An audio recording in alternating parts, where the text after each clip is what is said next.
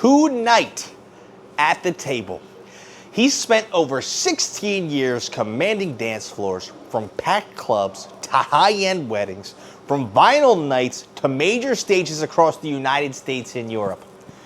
Recognized as one of the best DJs in the region and the official DJ for the Sons of Ben. What sets him apart, however, is not just what he plays, it's how he makes people feel. Ladies and gentlemen, may I present to you Andrew Hoffman, aka DJ Ascendance. Yeah.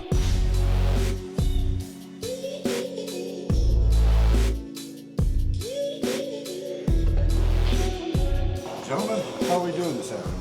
Hey, good man. Oh, good, good. My name's Will. I'll be taking care of you. Can I start you guys off? We already have drinks. Can I start you off with something to eat?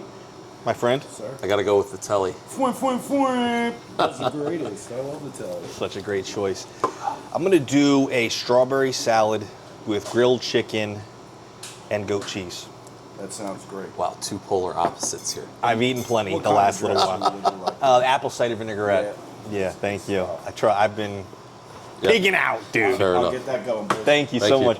Andrew, thank you so much for joining me. It's an honor, my friend. I'm pumped.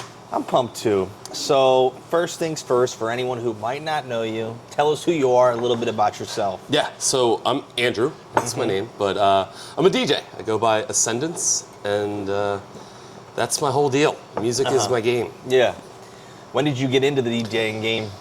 17 years ago, 2008. I think that's 17 years. I think I'm doing my math right. Yeah, time's flying, so. We're getting old. Getting old.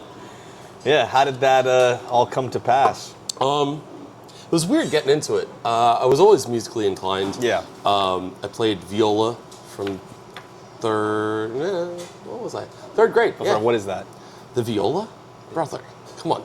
You think about your orchestra section. You got your violin ones, you got your violin twos, Yeah, yeah. you got your violas, the forgotten about instrument. Oh, okay. And then you got your cellos, and then you got your stand-up bass. Okay. So that's your orchestra. So I Gotcha. played viola. So I did that through third grade through high school. So I was always really into music. But yeah, woke up one day and was like, DJing would be kind of cool. And this is before like the hype of DJing was real. This is when you wanted to be a guitar player, not a DJ. Okay. So yeah, picked it up, poked around, meddled around like everybody else is doing right now, Yeah. and then just stumbled my way into it and Yeah. practiced the craft, and here we are now. Where did you get your start? That's a good question. YouTube. I started learning like everybody else does. YouTube University, baby. Yeah. And shout out to LimeWire back in the day. Yeah. Some stolen content there. It'd be like that. It does be like that. It did be like that. Back in the LimeWire days, there was serious pirating Oh going my on. gosh. But yeah, that got me off the ground a little bit, and trying to think of what my first gig was. I think it was like a kid's birthday party or something like that.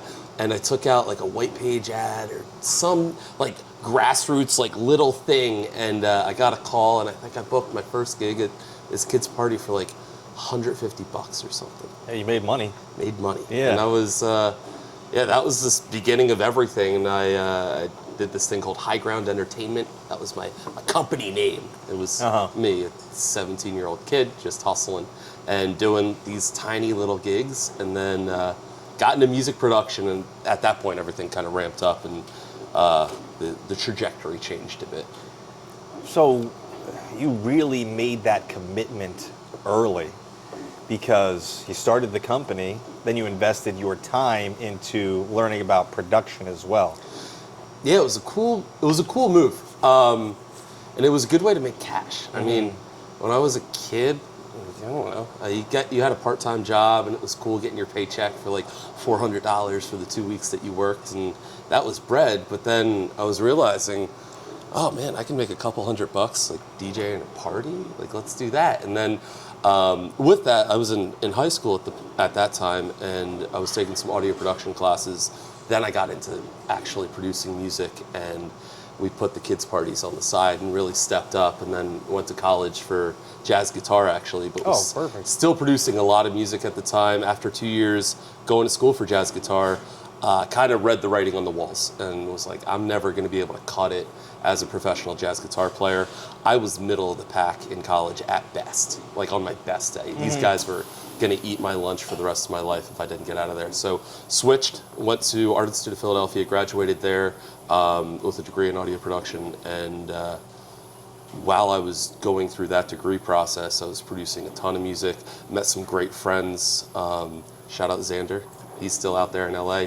Making a ton of music. He's killing it right now. But that's who I produced my first electronic single with, and debuted at number 9 on the dubstep releases on Beatport, which is the electronic music charts. So that was a great entry point for us. Oh, fire. Yeah. Congratulations on that.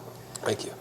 So, well, what I was going to ask was like the natural progression of things, how you go from doing the parties to getting into bars, perhaps. Yeah. And then, you traveled. So my path is a lot different than what a lot of other guys are doing. A lot of guys will start learning how to DJ and then find their way into a bar atmosphere to play somewhere, or like they'll go and play a frat party and then maybe find their way into a bar or something like that. I went 0 to 100 and now I'm trying to scale back from 100 because what I did, I never played at bars. I played at electronic like raves before I ever played at a bar. Yeah.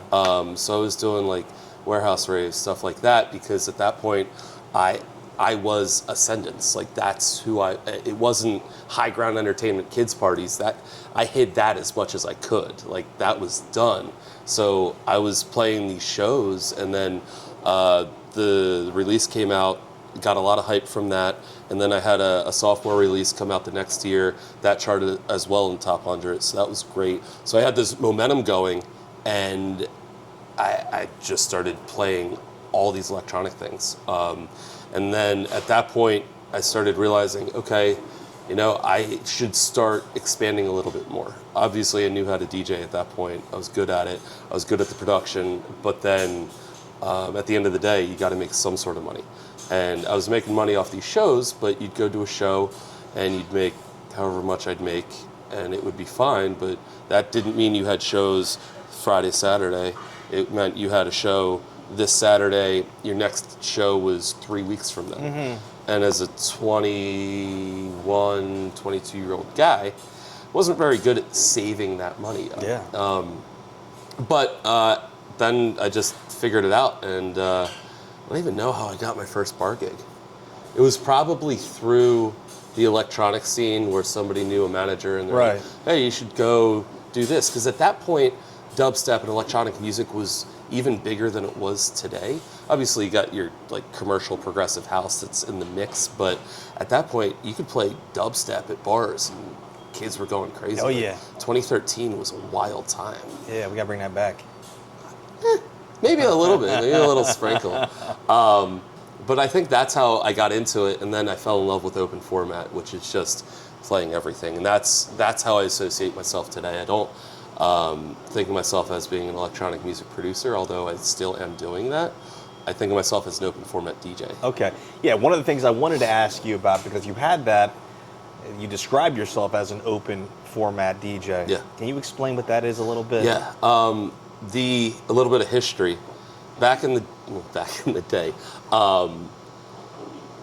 a lot of bars and clubs didn't want to advertise that they were playing hip hop because racism in the industry was a huge thing. It's a huge thing still today.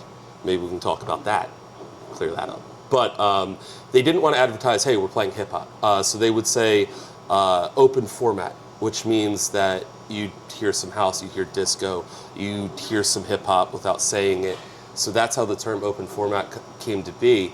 And then now we use it as a term meaning like we're party rocking. You're going to hear everything. Gotcha. Unless you're doing a specific night, 90% of the bars that you go out to are going to be open format. Mm-hmm. If you go to a nightclub, it's probably going to be tailored either towards a hip hop night or towards an electronic night or a pop night. But for your general population, open format. Gotcha. Yeah. Now, I was curious before I just asked you about the open format. You toured. Yeah, so I played, it was a cool period of time where I was producing a lot of music, putting a lot of stuff out on SoundCloud. I had my official releases come out from a label out in London. And with that, I was able to get synced up. Do you remember Cruella? It was a DJ duo, two chicks. It sounds super familiar. They were big. I think the one is still doing something. Yeah. But regardless, their management reached out and they were like, hey, we like what you're doing. I was introduced to them from a fellow DJ. Signed up with them. They kind of managed some shows for me. And then I was able to kind of do this quasi-tour thing. I don't know if I could qualify it as like tour as in like 50 shows in a row. Yeah. But I was doing New York and Atlantic City, and then I got to go overseas with help from my cousin, and the timing couldn't have worked out any better. She was working at this really cool club over in Manchester, and then with the hype that I had, we were able to make some things happen, Yeah. and then, you know, just timing is everything. That must have been really cool, man. It was the best. You're living life, dude. My 20s were the coolest. Yeah. The coolest. Yeah, I really always had an appreciation for the electronic music, but I was more LARPing. You know, I was like a fake. I was like, you know, I would go Moonrise. I ended up randomly at Tomorrowland in Belgium, but all these things, That's awesome. yeah, but all those things were, you know, there are people who are deep into the culture, into the music, and they are very, very passionate. You know, I'm sure you experienced some Oh, yeah. awesome crowds over Yep. there. Yeah, what was that like, being in that environment, So, man? I'll tell you what.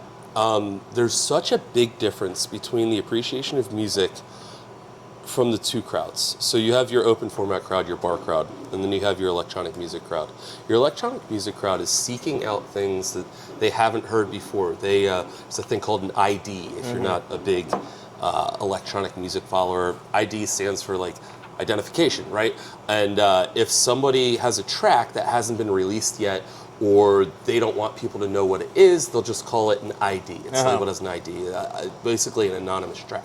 That's what electronic music people are looking for. They want the stuff that they've never heard before, and they're seeking it out from these DJs, and they will go out of their way to find the DJs playing the cool stuff. The other side of the house, the open format crowd, much less of that. Yeah. So the appreciation is completely different. I think the open format crowd is looking for technical skills. They want to be wowed. They want to be flared a little bit. They want to sing along to stuff they know, but also have a DJ crusher set. Electronic crowd, they want to hear the crazy stuff. They also want to hear good DJing, but they're there for the, oh my gosh, what is this? Okay. And there's a little bit of that on both sides. They're Yeah. shared, but that's the main difference, I'd say. Yeah, so what I'm gathering is that open format, they're there for a good time. The more niche audience, they're big fans looking for something new. Yes, always. Yeah. And so we have the two aspects we were just discussing. And then we have, on the other side, you do vinyl. Yeah. In this digital world, Yep. you do vinyl. And it's important to you. I love it. I feel you're very passionate about the vinyl. The vinyl stuff is great. Yeah. Gentlemen, pardon Food's the here. interruption. We have the telly. Hey. Let's go. This looks Thanks. awesome. Strawberry salad. Hey, actually, I believe you ran into my ex-wife. Get a out couple of here. weeks back. Yeah. Really? Yeah, you made a video here. If you're still with her, I'm gonna lose my mind. No, I'm actually becoming This a chick DJ. was the worst. Yes. Yeah. Oh, yeah. Oh, Christine? Yeah, Christine. Oh, get out of here. Oh my god. This guy, he's always on about Christine. She really drove me to drink. Was she at Vinyl Night? Yeah. Speaking of driving you to drink, can I get some more Diet Coke? More Diet please? Cola coming up. Thank you. That's an addiction I'll never give up. Oh, well, we support that addiction here at the Market Street Grill. Me too, buddy. But yeah, Vinyl Night. Vinyl. Let's talk vinyl. Vinyl Night's cool. I love collecting records. I love it. And my wife, who's awesome, shout out to married DJs. We out here. There's not a lot of married us, DJs? but there's some of them. and I am one of them. But my wife let me take over a walk-in closet for all my records. I got about 4,000 at home. And one day she came up, she said, what are we doing with these? Like, you listen to some of them, but you're not going to listen to all of these. And I realized I needed to figure out a way to productize it. I need to, like, spread the love. I need to get them out of the house and working and actually, like, let's do it. Thanks, You Will. got it, buddy. Enjoy. So it opened up a couple options. I could either DJ a vinyl set, which I can do. I'm very happy doing that. It's awesome, like bringing it back to the roots. Or why don't I share the wealth with other people by bringing crates out that are curated by me, whether it be hip hop or classic rock or 90s house music from Chicago, which chef's kiss. And so I thought about it, and I pitched the idea to Levante. Shout out Levante in Westchester, the first people to say, hey, we want this. And so I brought out some crates with me, and it was basically, hey, come raid my crates, dig out some records you want to listen to, pull them out, and I'll be your human jukebox for the night. And it was a way to share memories and moments with people that they had forgotten about. But as they're holding this record, I've heard so many stories from people where, oh my gosh, this was my first concert, or oh man, when my dad passed away, he left me this record. I haven't seen this record for 20 years. And it's goosebumps, man, just from bringing out physical media for people to see and appreciate. So there's this cool vibe aspect of it, but then at the same time, I get to just play records. And I get to play it songs from front to back. I'm not mixing. I'm letting people listen and appreciate it, and I think that is coming back. There's a bunch of listening rooms in Philadelphia now where you can walk in, get a drink, put on a record, and hang out. And that's the vibe. And people are searching that because it's the contrast from this, hey, we're going out till 2 a.m, let's go crazy, to, hey, let's go after work and unwind and hang out and listen to, a rare Blue Note release. Let's listen to John Coltrane on a hi-fi system. Or let's listen to some, B-side of an REO Speedwagon record. And it's just such a different contrast to what people are thinking about as music. There's something different about holding that music in your hands. Other thing, I have a buddy named Tony Brooks, and we love Tony. It's your boy, That's Tony? my boy. Of course I know Tony. Tony's awesome. Shout out Tony. I helped him move from my apartment. I would never. That was a dumb idea. Dude, they're so heavy, bro. I know. I swear half of the how many time crates he has. was moving crates of vinyl. Shout out Tony Brooks. I'm playing. Bruh. I think I'm doing something with Tony coming up here in a little bit over at Hot Fidelity. Dude, that was insane. So when you say that, I'm like, okay, dude, I know what he's talking about. Tony Brooks crates go deep. Awesome. Well, let's take a bite. You tell me what you think, all right? Yeah, let's dig in. I'm not gonna lie to you. I've had this meal about 100 times before. This is my go-to here. This is the best. Gotta make sure it still holds up. Oh my God. With the scrapple, you ready for this? Yeah. Here's what we're gonna do. Use the scrapple as a little platter. The scrapple has the plate? Mm-hmm. And then you're gonna... Bravo, sir. Well, one of my favorite things that you do, you're the official DJ for the Sons of Ben, the supporter group of the Philadelphia Union. Yes, sir. Tell me about that. MLS is crazy. Those fans are crazy. Major League Soccer. They are crazy. And I love them. So I got into it 4 years ago, 5 years ago, something like that. Who's counting, right? We got a shout out my boy Mike. I get a call one day, randomly in the afternoon. Hey man, what are you doing tomorrow? And I'm like, I'm booked at night. And he goes, no, during the day. I'm like, during the day, what you got? He explains to me that, and I knew nothing about soccer, dude. I knew that Philly had a team, but that's really it. Hey, I'm a capo in the supporters group. He's a capo? Yeah. Was it the mafia? Right. I'm like, what is a capo, dude? What are you talking about? And what is a supporters group? And so he explains to me, Capo is like one of the leaders of this supporters group, and he's like, I play the drums, and they've got these drummers. If you've never been to an MLS game with the Philly Union, you should check them out. And so he bangs the drums, and this entire supporters group, which is the entire end of Subaru Park, is just screaming for 90 minutes straight. It's the most electric thing ever. But they throw the best tailgate in Philadelphia sports, and I'll go on record saying that, by the way. Let's go. You heard it here first. And like, we love Green Legion and shout out the birds, and I get it. But if you've never been to a Sons of Ben tailgate, you have no idea what you're missing. We're talking 400 people deep in a parking lot, but they've got like a ton of alcohol sponsors. So you pay your ticket, and then you've got access to all that. They've got a bunch of volunteers cooking food. They've got a full smorgasbord of food going, and I think it's like $30 for 3 hours. But they've got this DJ, or they had a DJ. Mike tells me on the phone when he's calling me, and he's like, "Can you come like DJ a set for us?" I'm like, "Yeah, man." I thought it was a one-off. I show up. I don't know who the DJ was before, but apparently they were really happy with me, and the rest is history. I've been their DJ ever since, and now it's every weekend home game. I'm down there and playing bangers for 3 hours before the march-in. So really, we start 4 hours before game time. We march in an hour before game time. What do you mean a march in? Right, exactly. Going back to the supporters group of soccer, we're talking, we go squad deep. Like, we'll probably have 100 to 200 people literally marching in like an army with smoke bombs, flares, flags. It's amazing.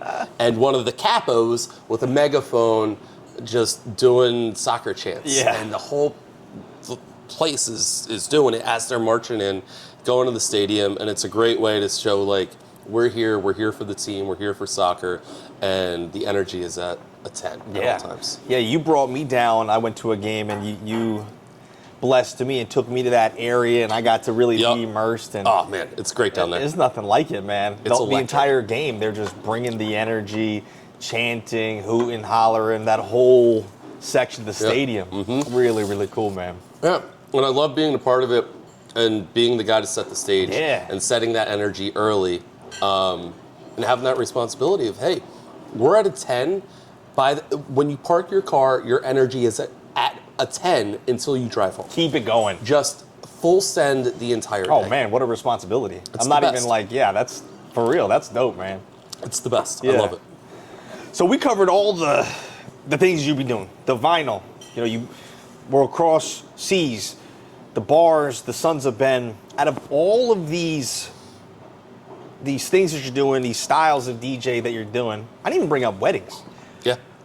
We can talk about weddings. Well, I wanted to ask. Let's get into it. Which one of those rooms or areas, I don't want to say difficult, but the most tricky to command, like to keep the vibes where you want them to be? Yeah. I'll tell you what.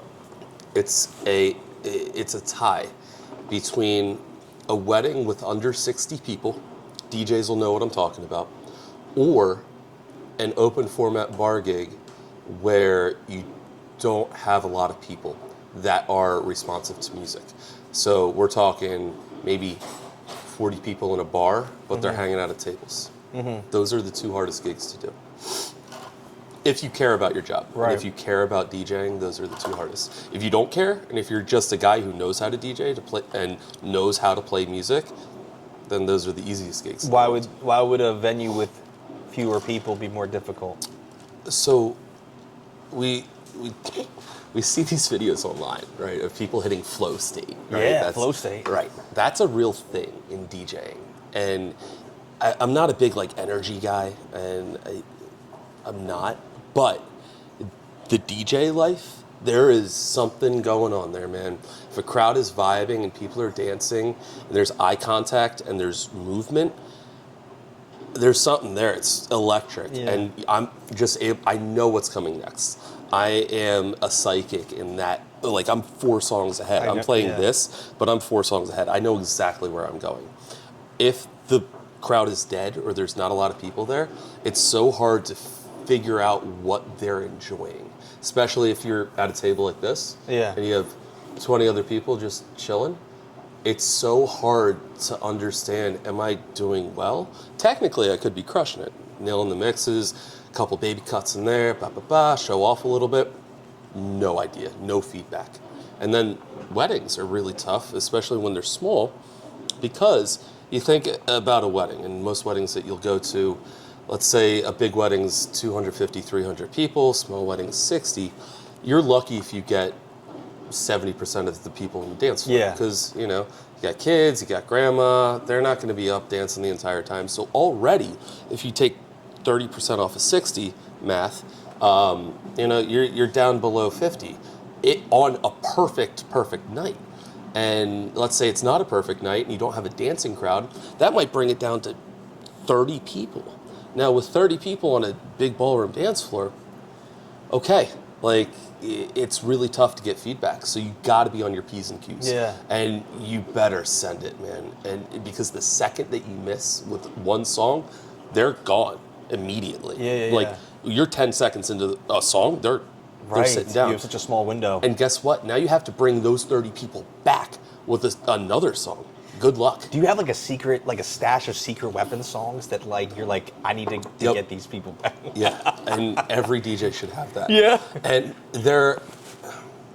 I guess the word is predictable. Yeah. But I've got a couple crates, and I don't share these because they're special. Yeah. They're special weapons. I get that. They're secret weapons. Yeah. But there's a crate of just 5-star, I call it. And those are the pit bulls. That's the stuff that everybody can sing along to. The Biebers. Okay, if I need them back, here, let's throw this at them. And that's the generic crate. Dude, I just pictured that moment. It's my song. That's exactly what it is. It's the reaction. But then I've got another crate that are actually secret weapons, where on the software it's called AM mode, which is a shout out and an homage to DJ AM, one of the greatest open format DJs ever to live, rest in peace. But it'll black out the name of the song, so when you load it up and you're playing an absolute heater, other DJs will peek around, try to get the track. Yeah, well, I'm not giving it up. Those are my secrets. That's awesome. That's for me, and for me only. So, man, when it's all said and done, now you've been doing this for a nice long while. You're still killing it in the game.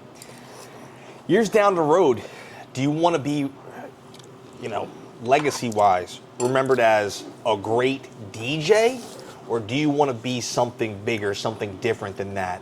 Ascendance, when I hear that, it brings weight.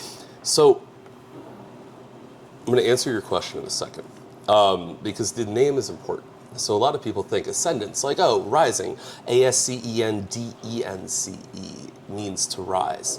Now, Ascendance is a callback to being ascendant, Ascendant, which means to be in a state of power and control. Mm-hmm. So, it's not about rising, it's about control and being where I want to be at the times that I want to be. So that's what Ascendance means. Yeah. So when we think about legacy, I want to be remembered as a great DJ. And I'm an excellent producer, and I've got new stuff coming out next week. And I did that, and I checked that box. Yeah. And right now I'm exactly where I want to be. Yeah. And the beauty of the way that my career has expanded is some people would see it as oh man, you're playing Westchester bars, you'll get there, buddy. And I'm I got to where I needed to be. Mm-hmm. I never wanted to be headlining Tomorrowlands. Now, if that would have happened, amazing, but I wanted to do New York. I wanted to do Atlantic City. I wanted to do the big clubs during the bottle service era, mm-hmm. and I did it, and I rocked those parties. And now, I wanted to have a wife and kids, and have a cool house, and I got a wife, I got kids, I got a cool house, and I get to DJ 220 gigs a year. Yeah. I'm exactly where I want to be. Or don't remind me of the dang bottle service era. I loved it. As a DJ, chef's kiss. You know how much trouble that era got me into? You want to know how much trouble that era got me into? because you had to pay for it. Yeah. It was free for me, Yeah, which is dude. even worse though. Because I didn't have that money. Bro, I had the money for about 2 hours, but we would stumble out of the bars at like 4 a.m. in New York, but New York's always open. And I had a big wad of cash because at that point, I mean, the money coming out of New York as an open format guy, if I was just doing a set, Yeah. $800,000 a night, or for like an hour or 2 hour set. It's a nice night. Because there's 2 or 3 DJs on the bill. And at 21, 22, 23, 24 years old, with my boys. All day. After drinking. Yo, where are we going? It's 4 a.m. and we're in New York City. Oh, you're the king of the world, basically. Oh my God. You may as well have been the king of the world. That money was gone by Monday. Absolutely. Like, I never made that money. That's awesome, man. Good times. Well, do you have anything else cool coming up on the horizon? Anything in the near future we should know about? Always tap into the Instagram. Yeah. Hit up the Instagram, see where I'm at. I'm based in Westchester. I'm not one of these guys saying like, oh, I'm a Philly DJ. I'm not a Philly DJ. I'm a proud Westchester bar DJ. Yeah, absolutely. And come hear me crush it, man. Fantastic. Well, Andrew, I really appreciate you, buddy. Thank you so much for taking the time to come join me at the table. This was my pleasure. You're the man. You're the man, bro.